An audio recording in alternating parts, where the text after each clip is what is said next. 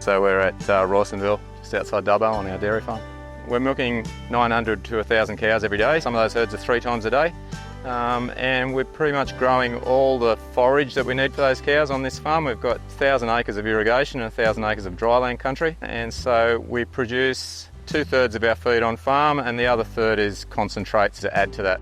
So we've been here 20 years. We moved here from the Hunter Valley. Erica, my wife and I, and our daughter Emma and son Campbell all work in the farming business and in the manufacturing side of Little Big Dairy. Plus on the farm side we employ 10 to 12 permanent staff and 30 or 40 employed in the factory and transport side of things, I think. Yeah, sometimes it's a bit surreal. You know, a lot of what we did just happened because we were doing what we love, what we were doing. Often being sustainable is what makes sense financially in the first place, and then it becomes a sustainable story. So we're growing a lot more corn silage now because we can get 2 to 3 times as much dry matter off a hectare and off a megalitre of water. Breeding side of things, the genetics plays a massive role in our productivity gains over the last 20 years.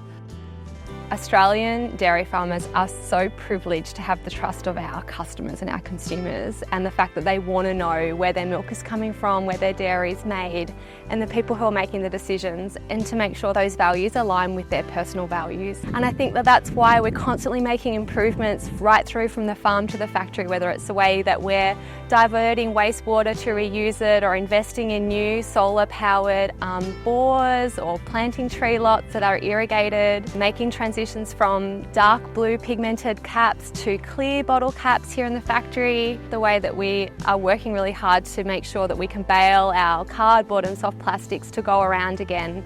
And circular is a really nice way of looking at it, because it means that we're looking at every single part that we touch and making sure that we're doing the best that we can with it, right through from our environment to our animal welfare and the way that we're using resources. So if we're going to take a litre of water, some return on that investment, because it is an investment for us, and we know that it's an investment for our customers as well. So that trust is totally evolving all the time, because we can only do the best with what we've got.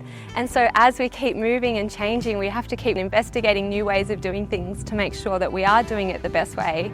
I guess for us, circular just means that we're not wasting anything. We're using stuff like our cow manure for fertiliser. We're growing crops like corn that have doubled our production per hectare and per megalitre.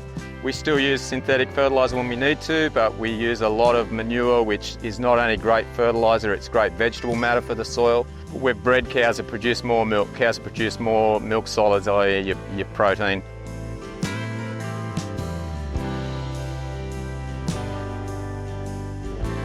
We fully feed the cows when they're in the dairy, so that instead of getting 7,000 litres per cow, we'll get 11,000 litres per lactation.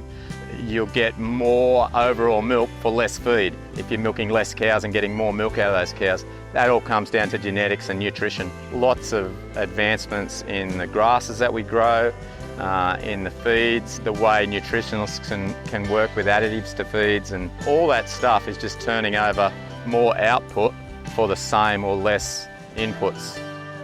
I think people underestimate how long farmers have been looking after the environment, been doing it for generations. What we probably see these days is that we're better at telling that story. We're better at trying to get our head around how much carbon we put out and what gases our cows emit. So we're better at telling that story now, but as far as being environmentalists, I believe farmers, certainly in my experience, have always been the most important environmentalists. Yeah, do I consider myself an environmentalist? Yeah, you bet. Most farmers really are.